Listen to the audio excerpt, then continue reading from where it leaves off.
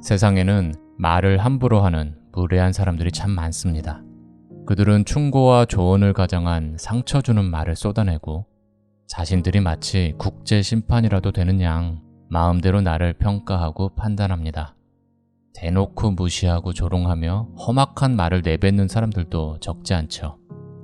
그들이 이렇게 아무렇지도 않게 휘두르는 말의 칼에 베이고 찔려 피를 흘리는 것은 그들 앞에 무방비 상태로 놓인 우리 자신입니다. 저는 실제로 예전에 직장 상사로부터의 과도한 스트레스로 보름간 병원에 입원한 적도 있어요. 장끼리 서로 달라붙어서 장이 정상 기능을 하지 못하는 장유착증이 발생했기 때문이었는데요. 배가 끊어질 듯 심한 복통으로 크게 고생했었는데 당시 조퇴하고 사무실을 나서는 저를 보면서 조소를 날리던 그 상사의 표정이 아직도 잊히지가 않습니다. 이런 사람들은 대개 직장이나 가족, 친구 또는 이런저런 모임과 같은 관계 속에 들어와 있어 피하기도 쉽지 않습니다. 그렇다 보니 우리는 그들이 휘두르는 말의 칼부림에 지속적이고 반복적으로 상처 입게 되는데요. 작은 상처라도 반복되다 보면 치명상에 이를 수 있어요. 그러니 나를 지키기 위한 노력이 반드시 필요합니다.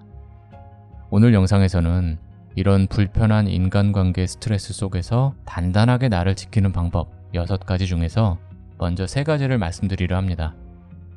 이 영상을 다 보고 나면 어떤 상황에서도 쉽게 휘둘리지 않고 나답게 살아갈 수 있는 방법을 깨닫게 될 거예요. 그러니 오늘 1부 영상을 다 보신 후에 이어서 올려드릴 2부도 꼭 함께 보시길 권해드립니다. 불편한 인간관계 속에서 나를 지키는 방법 첫 번째, 인생에 지나가는 사람들에게 상처받지 않을 것. 여러분 혹시 인종차별 당해본 적 있으세요? 저는 그런 경험이 한 번 있어요.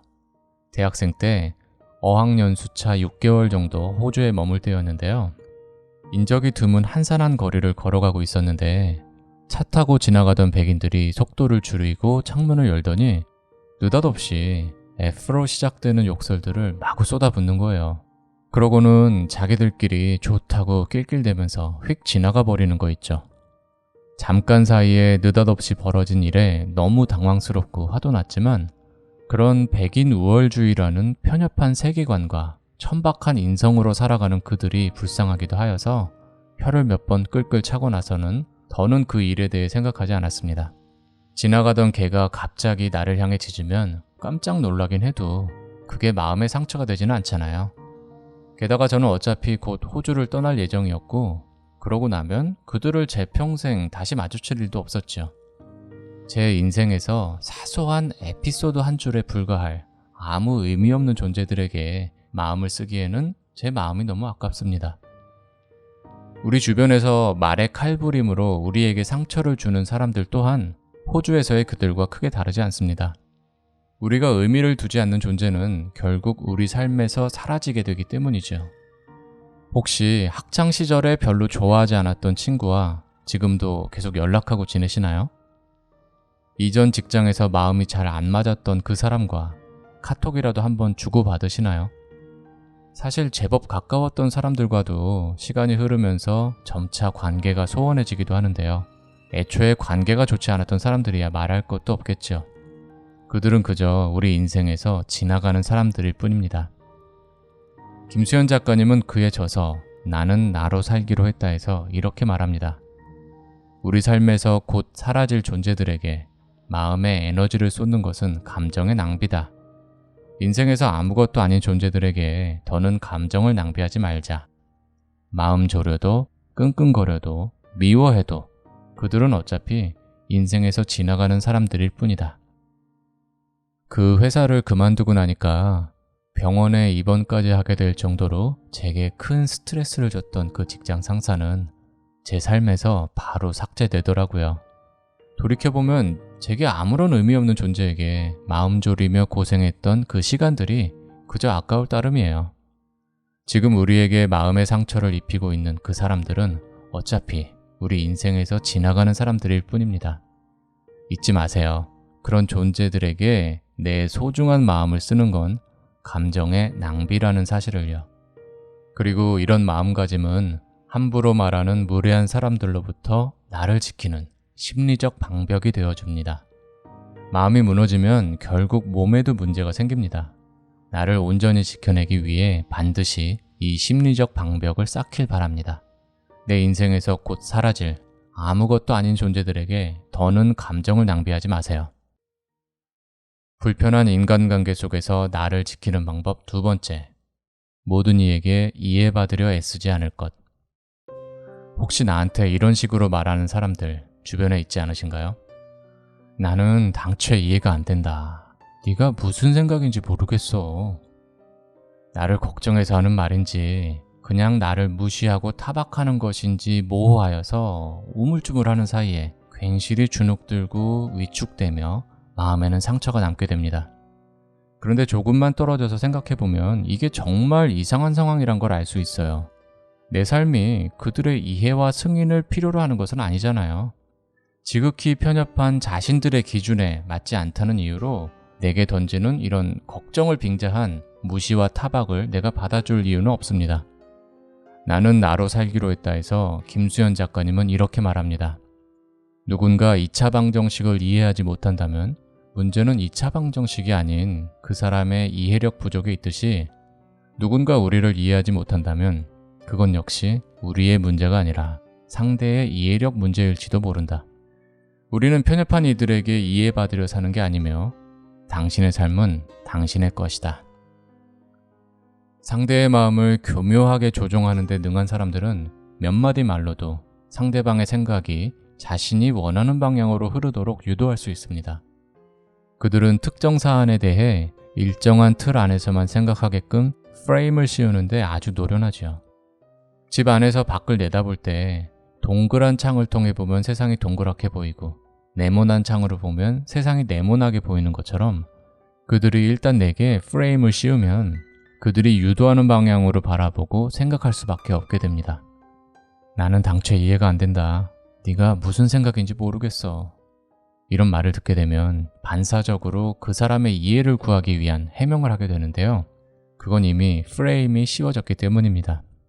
부지불식간에 내 판단과 행동이 잘못됐던 것이라는 전제가 성립됐고 이해를 구해야 하는 약자와 상황을 주도하며 심판하는 권력자라는 위계 또한 설정된 것이죠. 상황의 통제권을 모두 상대가 쥐고 있는 이런 프레임 안에서는 나를 지킬 수 있는 방법이 더는 없습니다. 그 사람이 내 마음을 이리저리 마음대로 흔들어 대다가 조금 이해해주는 듯한 아량을 베풀어주면 마침내 인정받는 듯한 느낌에 무척이나 고맙고 안심이 되며 그에게 더욱 의지하게 됩니다. 나의 의지와 판단이 반복적으로 무시되고 부정당하다 보면 점차 스스로의 생각과 판단을 믿지 못하게 됩니다. 그리고 내게 기준을 제시하고 나의 생각을 이끄는 그 사람에게 심리적으로 의존하게 되는 상황에 이르게 되는데요. 네, 이게 바로 가스라이팅입니다. 누군가 내 머릿속을 해킹해서 불법 프로그램을 심어놓고 마음대로 나를 조종하는 것에 다름 아니죠. 나 자신을 통째로 강탈당하는 것입니다. 그러니 우리는 다른 사람들에게 이해받으려 사는 게 아니라는 사실을 꼭 기억하세요. 그리고 나를 걱정해주는 척하며 상처 입히고 병들게 하는 그들의 프레임에 갇히지 마세요. 누군가 나는 네가 정말 이해가 안 돼 라고 하면 이렇게 대답해 주세요. 나야말로 네가 이해가 안 돼. 내가 왜 네 이해를 구해야 하는 건데? 그러면 상대방이 이 질문에 대해 생각하고 답을 하게 되는데요. 그가 이제 내 프레임으로 들어오게 된 것이죠. 그가 해명을 하고 내가 판단하는 역전된 위계관계가 설정되는 것입니다. 내가 이해 안 돼서 답답하단 사람이 있으면 계속 그렇게 답답해 하라고 내버려 두세요.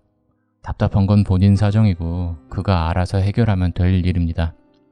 내 선택과 행동에 스스로 만족하고 혹여 결과가 좋지 않더라도 내가 책임지면 그만일 뿐입니다.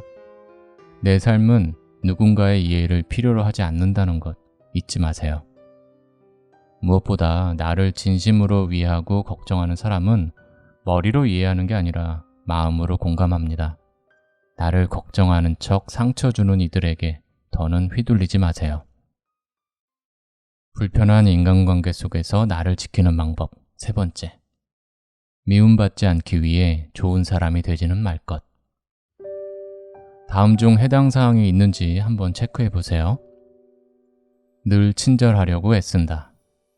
화가 나도 숨기는 경향이 있다. 부탁을 잘 거절하지 못한다. 싫다는 표현을 잘 못한다. 내가 피해를 보더라도 남을 도와준다. 혹시라도 도와주지 못하면 미안한 마음이 크다. 내 잘못이 아니어도 갈등이 생길까 두려워 먼저 사과한다. 착한 아이 증후군의 특징적 증상으로 알려진 몇 가지 내용입니다. 어릴 적 부모의 잘못된 양육 태도로 인해서 갖게 된 착하지 않으면 사랑받을 수 없고 버림받을 것이다 라는 그릇된 믿음이 어른이 돼서도 여전히 남아있을 때 나타나는 심리적 컴플렉스를 착한 아이 증후군이라고 하는데요.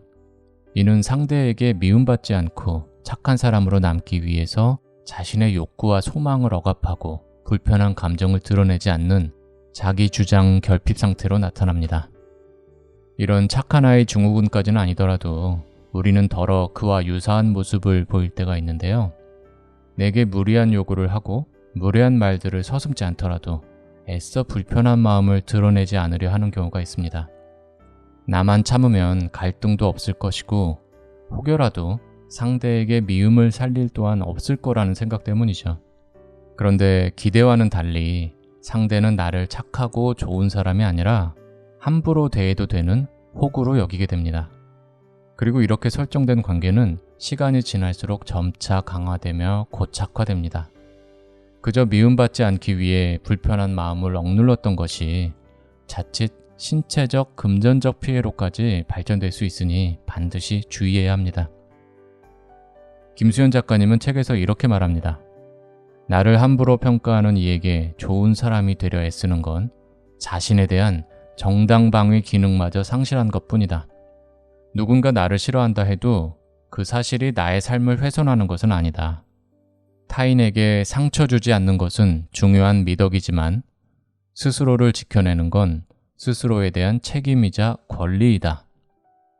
몸이 지치면 마음이 짜증나고 마음이 즐거우면 얼굴에 웃음이 지어지는 것처럼 우리의 몸과 마음은 즉각적으로 상호 영향을 주고받는 매우 밀접한 관계에 놓여 있는데요.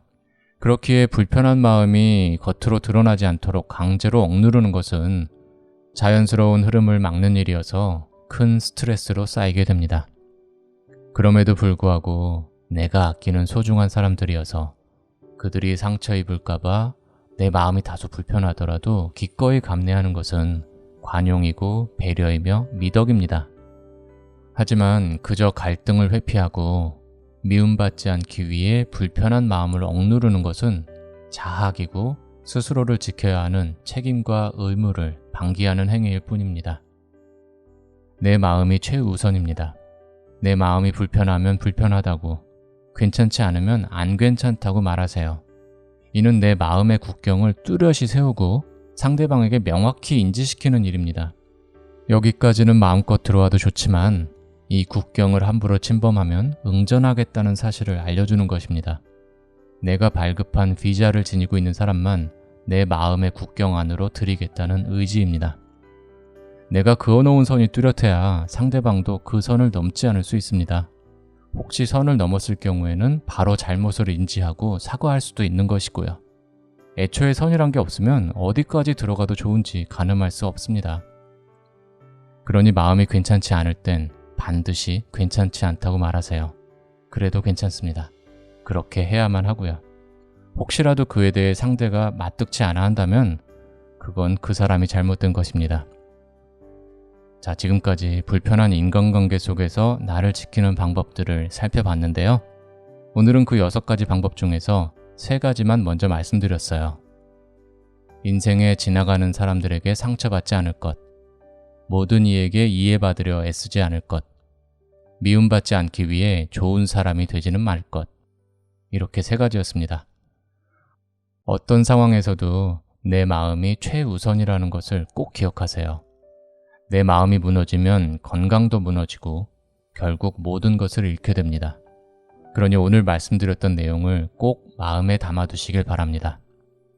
저는 이어서 불편한 인간관계 속에서 나를 지키는 방법, 나머지 3가지를 잘 정리해서 다음 영상으로 또 찾아뵐게요. 오늘 영상 함께 해주셔서 감사합니다. 내용이 마음에 드셨다면 응원의 의미로 구독, 좋아요 한 번씩 부탁드려요. 영상 제작에 큰 힘이 됩니다. 앞으로도 좋은 내용으로 계속 찾아뵐게요. 몸에 좋고 맛도 좋은 오늘의 지식, 지금까지 오늘이었습니다. 오늘도 행복하세요.